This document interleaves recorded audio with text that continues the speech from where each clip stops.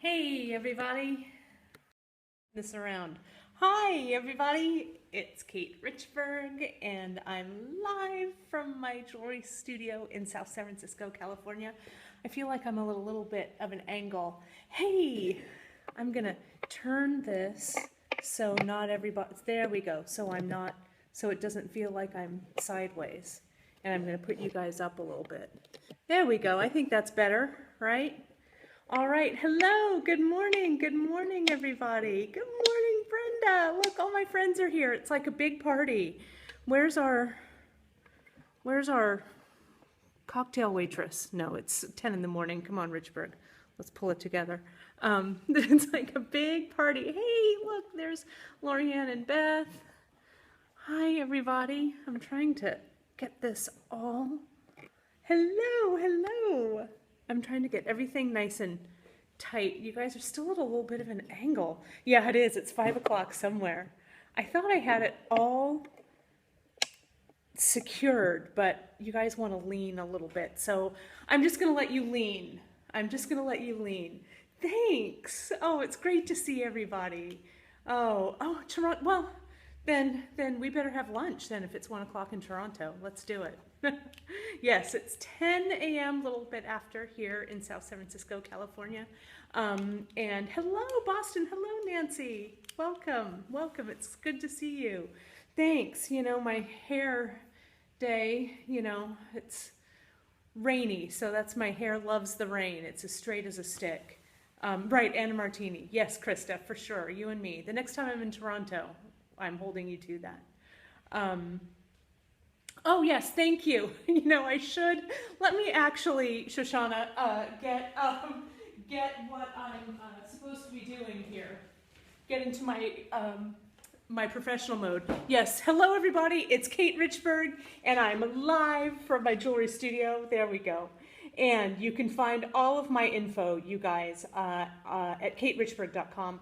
I do broadcast every Friday morning from my studio in South San Francisco. And I would love it if you do a few things. You can give me those hearts like you're doing now, which is awesome. You can share this on Twitter with your followers as well as on Facebook. Give them a shout out if you feel like any of your friends would also like to watch some jewelry making this morning.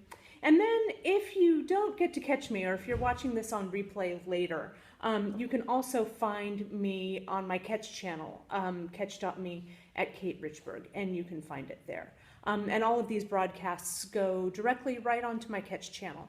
And then the best of the best, I go ahead and I put on my YouTube channel at katerichbourg.com. So that's what's going on here.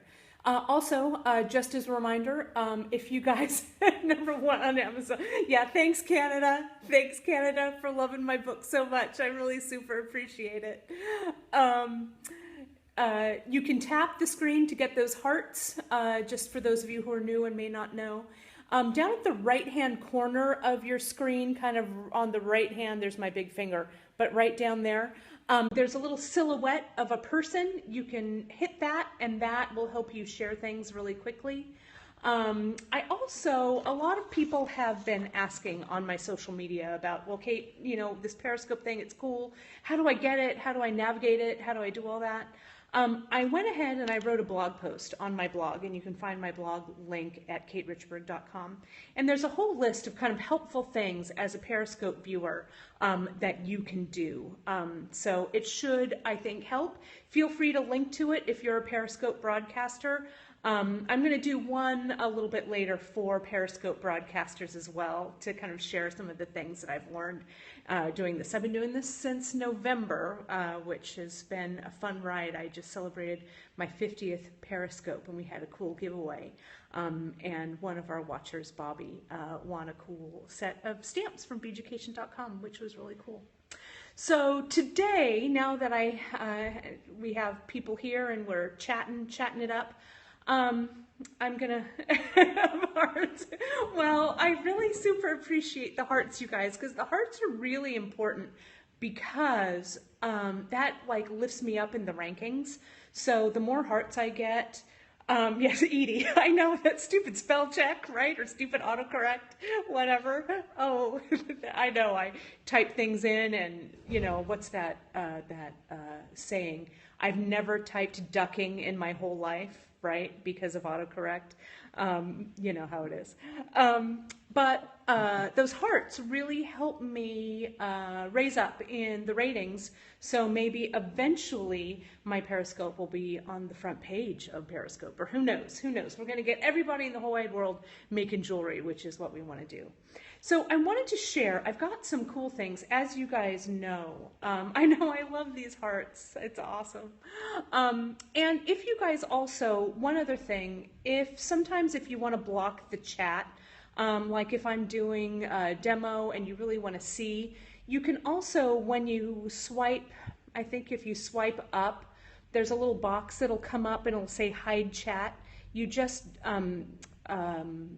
tap on that and it'll hide the chat, so you'll get a really good clear view of the demo that's going on. I'm actually going to add that to my post after we're offline. But this is a book that I wanted to share with you guys, and you can, if you want, you can always take a screenshot of this by hitting your home button and your top button, and it'll take a picture and it'll add it right to your camera roll, so you can remember things that way, so you don't have to take notes. I was watching Andrew Barry actually yesterday on his Periscope, and I took a couple of screenshots while he was demoing, just to remind myself of what a great idea that was. So it's a cool way to do that. As you guys know, I've been working a lot with my beloved hydraulic press from Kevin Potter. Hey Kelly, oh, it's good to see you. You did a great Periscope yesterday as well on setting a stone, so you guys can jump over and follow Kelly. I think she's Mothers on the Mountain, right? Mothers on the Mountain Jewelry, I think. You can go and look in my followers on Periscope. Perfect. And it was a really great demo. So, we're building community here, you guys. We're all here for each other, for sure. But one of the books, one of the things that I found about using the hydraulic press, I know, right? Strong. Together, we're stronger. That's right. And speaking of fantastic people, Melissa Muir was the one who started me out kind of on this hydraulic press gig. I had met her a couple of years ago at Kevin Potter's open house, and she was really generous in saying, Kate, here's the hydraulic press, and let me give you a 5-minute tutorial. And it was really awesome. And her giving attitude was like, oh my gosh, that's great, I can actually do this. So I've kind of fallen in love with the hydraulic press and haven't looked back. But unfortunately, there's not a whole lot of information out there about the hydraulic press. I mean, there's more now, right? Yeah. And Kelly, just drive on up the California coast and come visit. Well, you'll you can come in and work on the studio. No, she is totally generous, and you can give Melissa Muir a follow on Periscope as well, because she does some cool ones.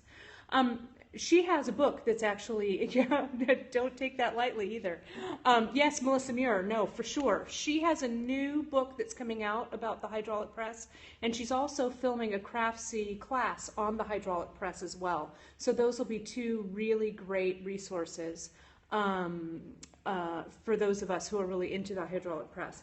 But this is also, I've been kind of holding this book, so I'm going to show you here. It's by Susan Kingsley, and it's a book on hydraulic die forming for jewelers and metalsmiths. Some of you guys may already have it. It's great. I found my copy at Rio Grande. If you go on to Amazon, there's a lot of used copies and kind of aftermarket copies that are pretty expensive, but Amazon has it for about 25 bucks. And it's a really great volume. It has a lot of cool and interesting information on how to use like silhouette dies. This has been written for a while. This has been out for quite some time. But Susan's really accomplished with the hydraulic press. And so she comes at it more from a universal attitude rather than this is just for one particular kind of press. So if you are at all interested, hop on to Rio Grande and grab one of these. It's really super, and it's just a short read. You can see, not too bad. but it's a really great reference to have. So I wanted to share that with you guys about the hydraulic press. So I'm going to go ahead and I think, let's get this show on the road with some rings. I'm going to turn the screen around. There we go, so you guys can see what I'm seeing. And I'm also going to try and, I'm going to move this actually, and try and get, so bear with me while I move it here. So you guys have a really good view. It's going to be a little bit like an earthquake here, so bear with me. It's not a real California earthquake, it's just me trying to manipulate my camera, so bear with me here. There we go. This is a pretty good view, I think. We're getting there. And, whoops, fall over. Sorry. Sorry, you guys. Close your eyes so I don't make you car sick. Oh, my goodness. There we go. That's better. I think I've got it all there. Good. Okay, this is pretty good. Okay, so last week on the broadcast, you guys may remember that I was talking about using these, good, and let me know if the view is funky and I'll try and adjust it if I need to. But these little dies I've been using to make rings. Now some of you guys may be familiar with these. These are traditional Indian brass dies from India that are used to make traditional Eastern Indian jewelry. Here's some others that aren't rings, these little guys here. And traditionally these are used with lead, and you use lead as a pusher, and you have some metal in between, the lead on top, then the metal, then the die, and you use your hydraulic press, or a lot of times in India they use hammers, and you know, but you can use them with your hammer, and I may do a scope on that just to kind of show you guys what you can do with these dies without a hydraulic press. The thing that you want to remember, you guys, is that these guys are not shot plates. So some of you, I had my Tucker shot plates right here to actually show you guys. Here they are. Let me just put these here so you guys can see. You guys might be familiar with these shot plates. These are from Tucker Tools. My buddy Cody Rutland, he also makes some by hand. They're kind of a Native American or traditional kind of tool to use in Native American jewelry. But I wanted to point out some differences because I know there's been a little bit of heartbreak that's been happening sometimes with these dies. And I just wanted to point out some of the things to do and not to do with them. So this Tucker tool plate that's right here, that is a steel plate. It has been hardened and, oh, see, Kelly, you and me, jewelry sisters for sure. I love this shot plate. And what these do is they make tiny little shots just like that. And these tools have been made out of tool steel. They're very hard, they're very durable, they're very sturdy. And so they're going to withstand the pressure of hammering repeatedly or using in a press.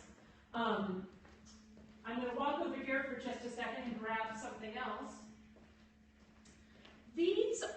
This that I have right here, this is another die. This is from my buddy Kevin Potter, and he is really on a roll, having a moment right now, making these guys. These are similar to what we've got going on here with these India brass dies. However, Kevin, what he's doing with these is, he's also making these out of tool steel in a similar way to these Tucker shot plates. So this tool steel plate, or this tool steel die, has been made for use in that hydraulic press. And that hydraulic press is a 20 tons of pressure in that press.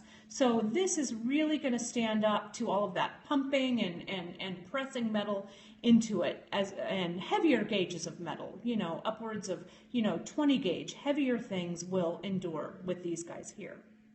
Now, that being said, they're fantastic tools and they work really great in the press, but these tools are also kind of having a moment right now.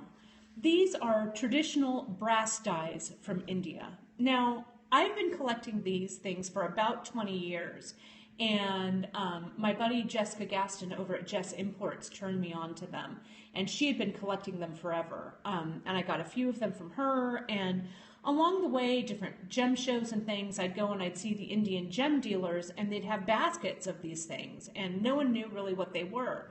So I've been collecting them for a long time. I used to use them for metal clay. They work really well as molds for PMC or the different metal clays that are out there. Bronze clays, the copper clays, they look great. And since the clay is malleable, of course, it just goes right into the die, and, you know, everything's super easy. With kind of the moment that the hydraulic press is having right now, the people have been using these in the hydraulic press, and so they work great in the press. However, you guys, they have been made for really thin gauges of metal, and even this metal is kind of thick for it. When I say thin gauge, I mean like super thin gauges of metal like this. That's what these dies have been designed for.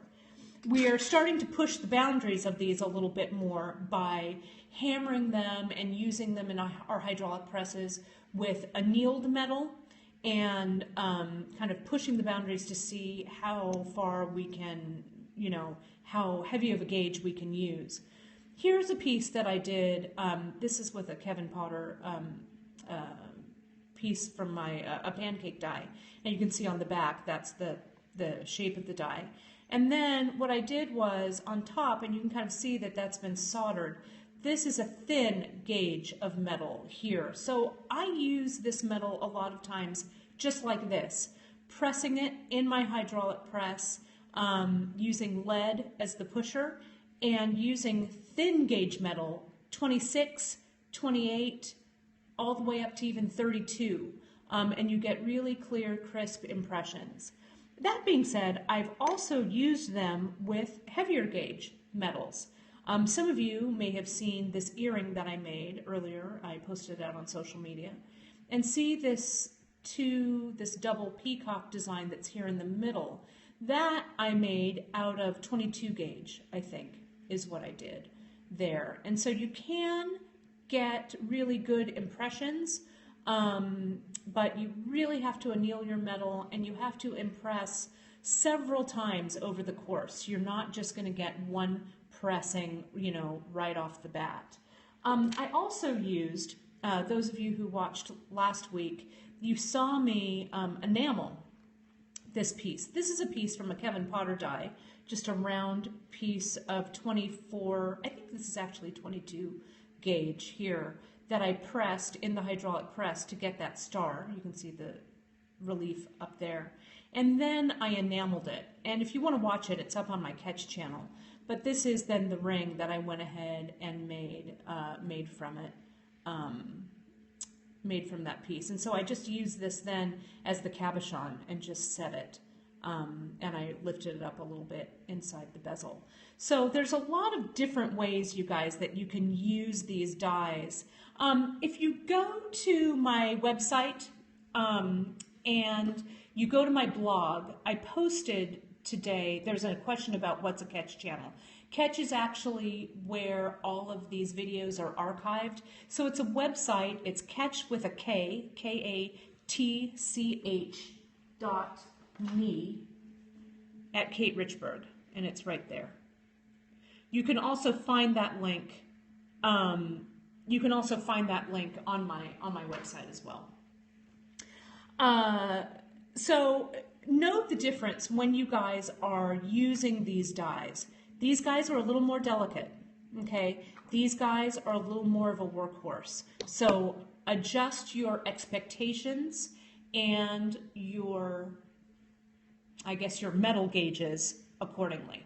Okay, so that being said, let's get down to talking about these ring pieces. I'm going to move you guys a little bit so you can see what I've got going on here. Oh, look at my messy floor. There we go. There's that. Okay, so this is a piece that I did with this die. You guys might remember it from last week. And this is kind of the hands holding the heart die. And I did this on fairly, can you see that? Thick gauge metal.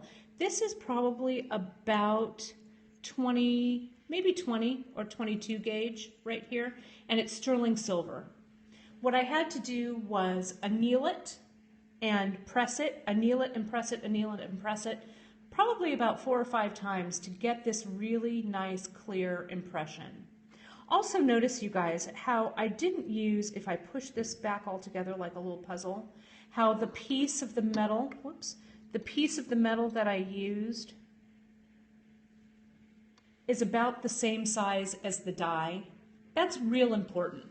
If you have a lot of flange, or what would become a flange, hanging over the side as you press, that actually is kind of counterintuitive. It lifts the metal up rather than pushing that metal down into the die. So I would say cut your metal down so it's almost the shape of the die, and I think your results will be better.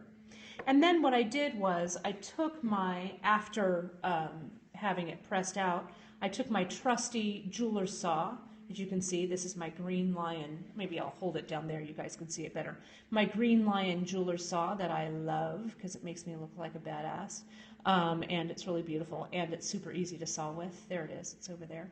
Green Lion Studios, I think you can find it now at autofry.com, distributes them for him. And then I just sawed it out, so you can see, sawed it there. And then what I did was I took it over to my jewel tool, and I polished those edges up. I filed them. I did a little bit of hand filing, just a little bit. There's still some tape you can see on the back left there from when it was taped into the die as I was pressing it. But I did a little bit of filing just to accentuate the shape of this piece, though it actually sawed out pretty well. The size of saw blade that I used was a 2/0. I know that some of you out there, that just popped into your mind, Kate, what saw blade size did you use? I used a 2/0 or a 2/0 saw blade. It's what I use for just about everything. So that's this piece here. So let me put this aside for a second, and let's jump forward to the piece that I already created with this, well, or with one that's similar. So this is really cool, but you know, you want to be able to make it into a ring. So it's like, well, where do I go from here? Something like this, even though the gauge is fairly heavy, it won't be that substantial when you go ahead to make it into a ring. It needs actually some backing behind it. So let me actually jump back a little bit more even and talk about these rings that I've got here, and it'll make a little bit more sense. This is a saddle type ring that I've done. I did that with some design stamps, and this is also a die from Kevin Potter, one of his pancake dies. But if I turn this sucker over, can you see how I made that ring band? And can you see right here, right as this slopes, I'm actually going to pull this back just a little bit. It feels like it's having a little bit of trouble. There we go. A little bit of trouble focusing. There we go. That should be better. And I can bring this a little closer. If you can see right here, the ring band kind of tapers down, so it's nice and flat. So it makes that nice gradual curve. So this is what I call my saddle ring. And that saddle ring, so that's how I did this guy here. I did a similar split shank like that on the back of this ring as well. This is double half round, and I just sawed it open and used it as my ring shank. But I took that idea and I adapted it to this ring here. So the front of this I made, and you guys might remember this from last week's broadcast, and I used this die right here, okay? And I cut it out just as I did the one that I showed you here. And I cleaned up the sides. I kind of filed the sides so they tapered into a little point. And I did that same thing on the back where I really cleaned everything up. But notice how this one's already soldered, how I've soldered it and I made a full ring band like this. I felt that this ring needed the, I guess, support of this full band, so that's why I went full band here. And then what I've done was, before I soldered this band on, I used my flex shaft and a little grinding wheel, and I started to grind away a little bit of the interior on both sides, and I tapered a little bit here as well, just to start to give the ring some shape.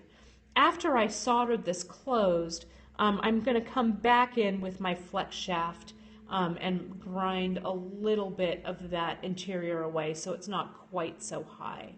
I also, if you guys can see this, I used, there we go, you can kind of see that. I used some design stamps, and I actually stamped this band after I made the band. I stamped it round when it was round on my ring mandrel, just to add a little bit more interest here.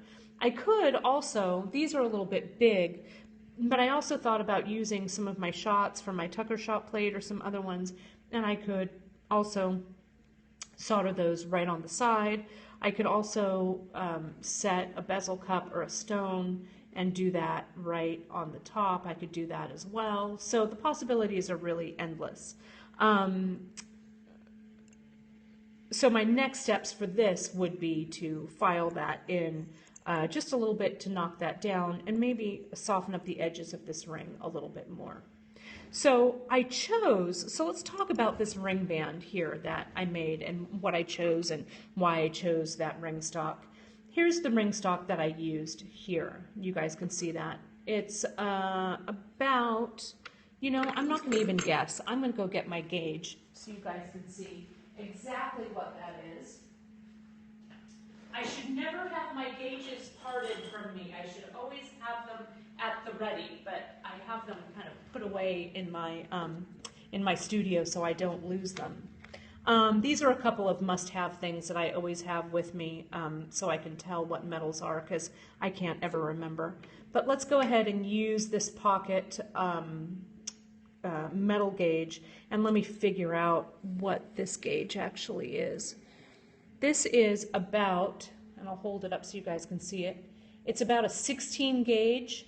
If you were using sheet, you'd get 16 gauge, or it's a 1.29 millimeter or a 0.051, that's the decimal inches equivalent there. Okay, so it's about a 16 gauge for this ring band. Sometimes this is also sold in millimeters, so you would get the measurement. It would be whatever the width is. So this is my other millimeter gauge, and you can see it would be a 5 millimeter by a 1.25 millimeter in height. So you also see it kind of that way. So there's flat wire like this is usually, that's how it's sold by millimeters. So the width would be the 5 millimeter and the thickness would be the 1.25 or thereabouts. Okay. So I used this particular stock because the ring that I made kind of has a wide band to the side of it, right? So I thought that if I just tapered it down, it would make a nice transition from the saddle overlay here down onto the ring itself. I thought it, you know, it kind of looked like it went together rather than two random pieces just kind of living together in the same piece of jewelry. But with this one here, this clasped hands, can you see how it's kind of rounded on the side? So it kind of felt a little bit to me like some round wire.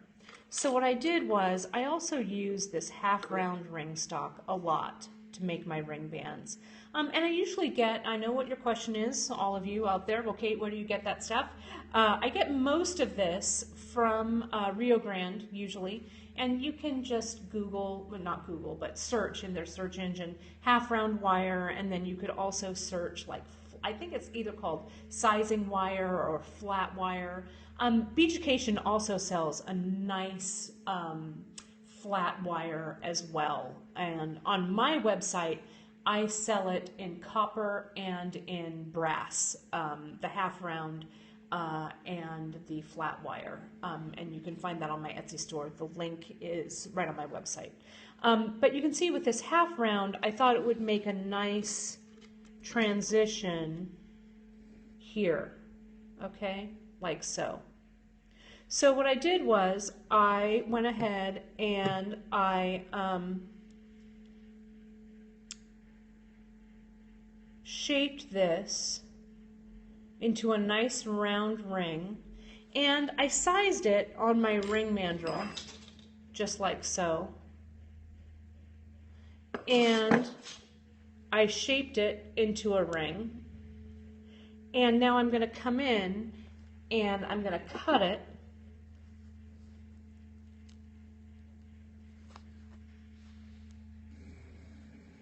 to have a nice, clean, flush cut. You can also see, whoops, I'm going to pull this apart a little bit, that I've annealed it so it's pretty malleable. And I'm going to cut it. Come on. It's kind of heavy duty. I'm going to come over here and really get in there. Get in there, Richburg, get in there. I could also, you guys are looking at me going, well, Kate, why don't you just use your jeweler's saw? And yes, I could just use my jeweler's saw as well. There we go. It's a nice cut there. So you can see it's all wonky looking and stuff, but that's okay because I can reshape it as well. These are a heavy duty cutter. This is the Kiba flush cutter that I use. I like these a lot. Again, you can find those at beaducation.com. I love them. But I'll go here and just give this a quick anneal. You guys can still kind of see that. If I don't really have to move the camera so much for annealing. And annealing, as you guys know, but I'll just reiterate it. As you guys know, it's heating the metal to return it to its malleable state. What I'm looking for here, and it's kind of hard to see, so I would here with all the lights, but I want to get, see that red, that dull red glow? There we go, that's a better view. That's the annealing temperature that I want. When my metal returns or comes up to that annealing temperature, the metal has become malleable, and I'll go ahead and, hey Sonia, how are you? And I'll go ahead and quench this nail. And you can see here how now I'm able to adjust this a little bit better. So to form this into a ring band, I might use some of my trusty wide nose pliers here to kind of help me manipulate it. What I'm really worried about now is, not worried, but what I want to pay attention to is, I want to pay attention to getting this join really nice and flush. Now, let me backtrack just a little bit, and I'll open this up so you guys can see. There is a little bit of a burr there, so if this were my real jewelry making time and not my Periscope jewelry demoing time, I would probably take this over to my jewel tool and whisk this a little bit on the grinder to really get a nice, super nice flush cut, so that when I brought this all together to solder it, it would join really, really nicely. But for the moment, I'm just going to show you this so we can kind of get through the rest of these steps. I'm just going to close this up like so, and let's pretend that this join is really super nice and flush, because remember, one of the rules of soldering, you guys, is that solder does not flow to fill a gap, so your joins need to be really super flush. Then what I would do is I would solder this with hard solder to close up the band, and I'd go ahead and I'd pickle it. Then let's pretend, since this side is nice and round, I'm going to pretend that is my soldered side. So what I do now is I need to figure out how I want to make this into a saddle to overlay that. So I can shape it in a couple of different ways. I have one thing here, or a couple of tools that I'm going to show you that'll help me make that nice curve.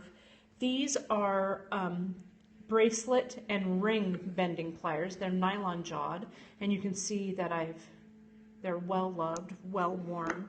But see that curve right there?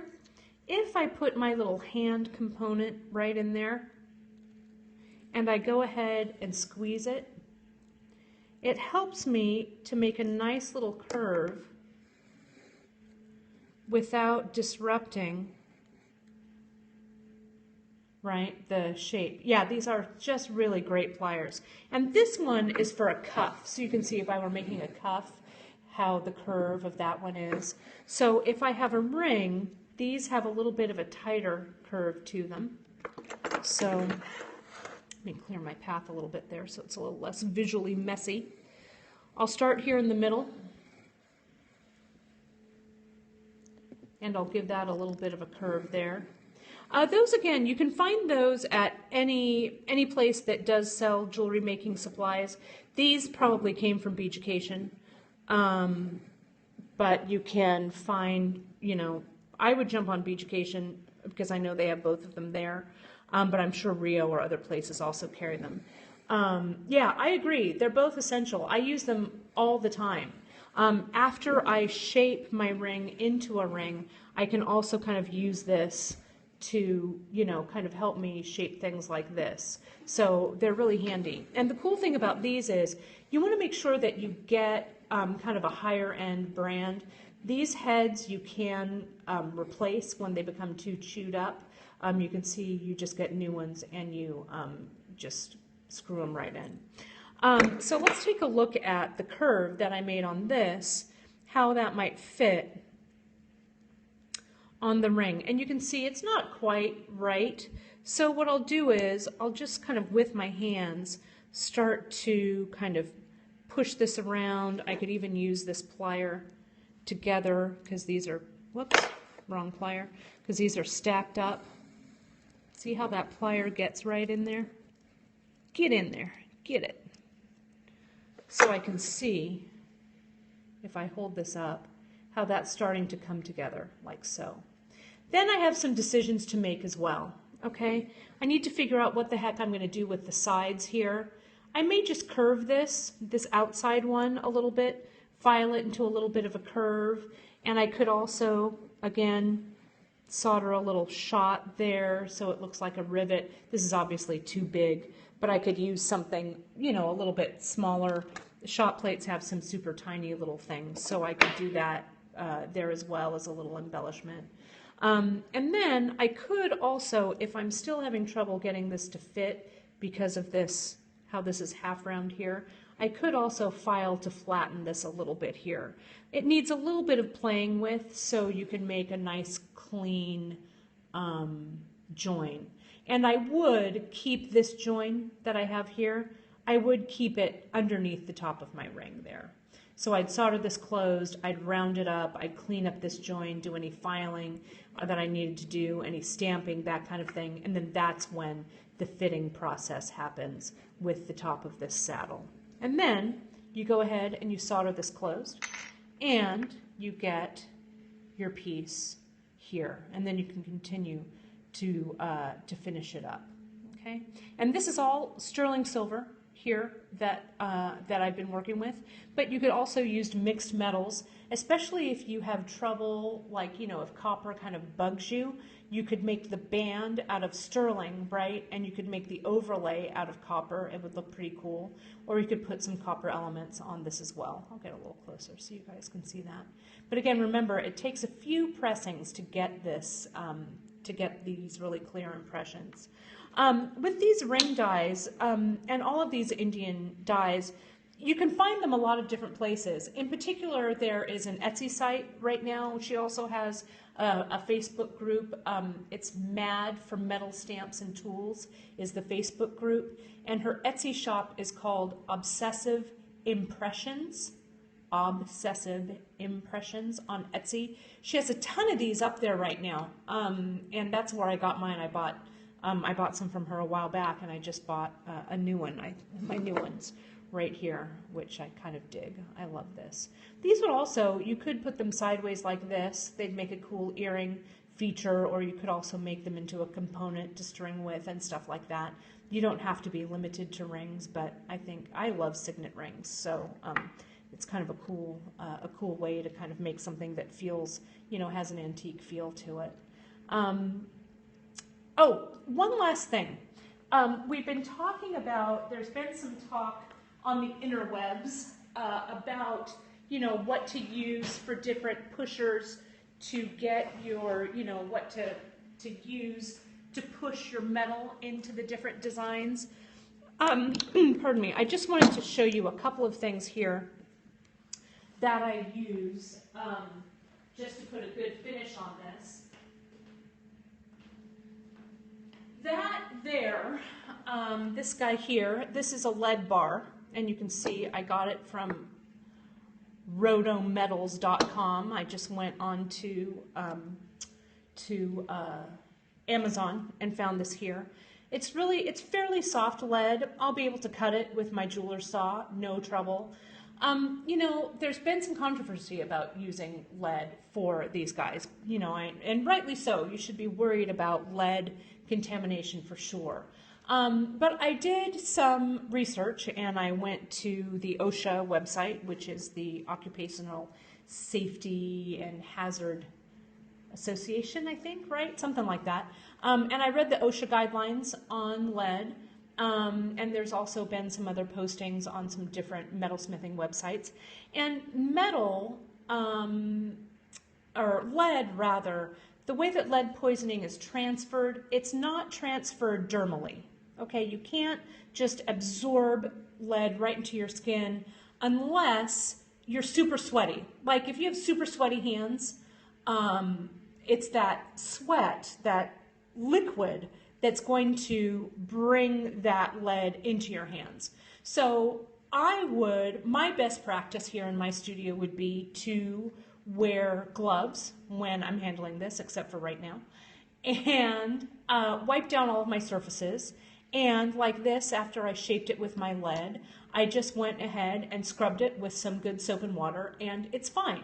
So that's my threshold of pain with using lead. I feel that I've done some due diligence research. I consulted OSHA, a couple of other credible, yeah, great, good to know. And so educate yourself and, wear gloves if you're worried. And I think that you will be fine. It's the fumes and ingesting lead is where we get our lead poisoning from. So we don't want to melt this lead. We don't want to lick it. As Kevin Potter says, as long as you don't eat it, you'll be fine. Don't eat after you've handled the lead. Wash your hands real well, after. Well, thanks. You're super too, Sonia. Thanks. Wash your hands real well, before you eat. But you do that anyway in your metalsmithing studio. Your metalsmithing studio is not where you have a bowl of snacks next to you, right? You save your snacking for when you're on Facebook chatting with your friends, or at least that's when I try to save my snacking for. So that's my little diatribe on lead. But if you're not so keen on lead, that's cool as well. And this was really inexpensive, right? This was, look, see, it says lead right there. It was only $20, I think, for that. And I had it on Amazon Prime, and it came, I'm surprised it actually came intact. It was a lead bar in a cardboard box, but it made it to me. You could also use leather as your pusher. You can use thin strips of leather. I wet this leather down so it helps to make the impression. Yeah, don't smoke after handling lead. And of course I'm going to say, don't smoke anyway, but that's for sure. Anything that's going up to your mouth, don't touch your face after you've touched the lead bar. I think it's probably a good rule of thumb. And the smoking, I think, will kill you before the lead kills you anyway. Right? So you could also use inner tube, which that's what this is, inner tube as well. And you can see I've used it as my pusher here also.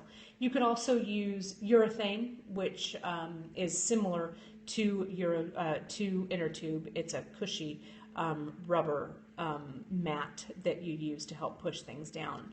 The thing is that you want to remember that the metal needs some kind of pusher to make that impression in those dyes.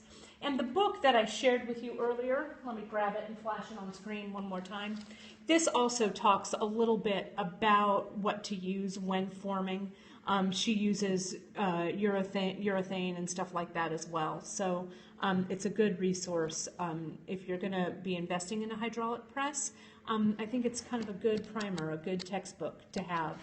But I also eagerly await things that are coming out from Melissa Muir as well. So I'm going to turn this around. Again, it's almost 11. I've been here a long time, but thanks for spending your morning with me. That's my view right there. There's outside. You can see how gray it is. There's all my junk. I'll turn this sucker around. So there we are. All right. Woo. Woo. Oh, don't touch my face. I've been touching lead.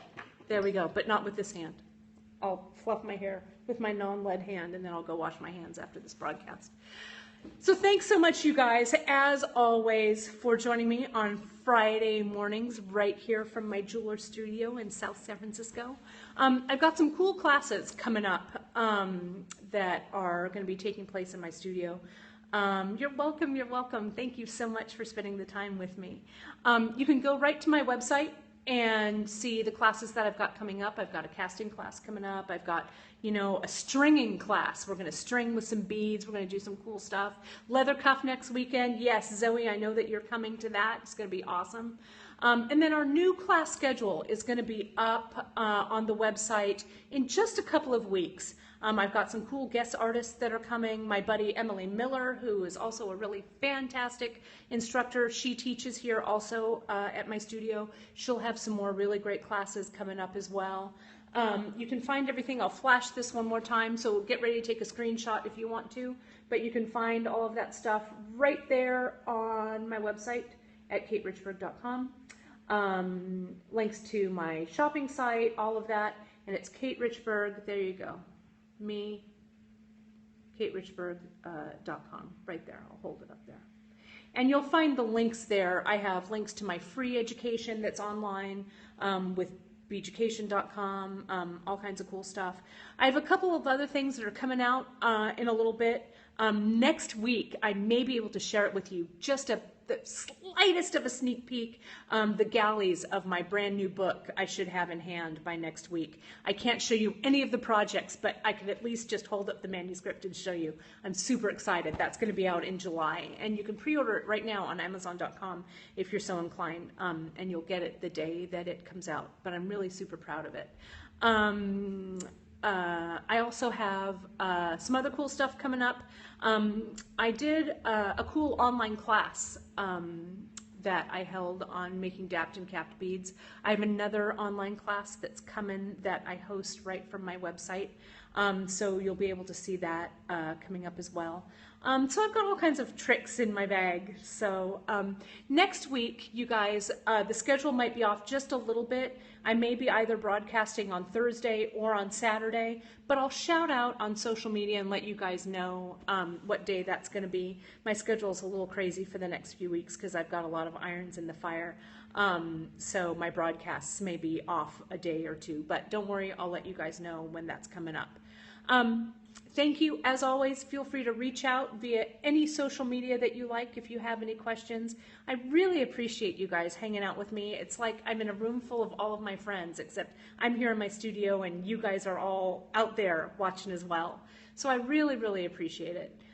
So as always, you guys have a fantastic weekend. Be well, be safe, be creative above all else. Have a great weekend, and I'll talk to you soon.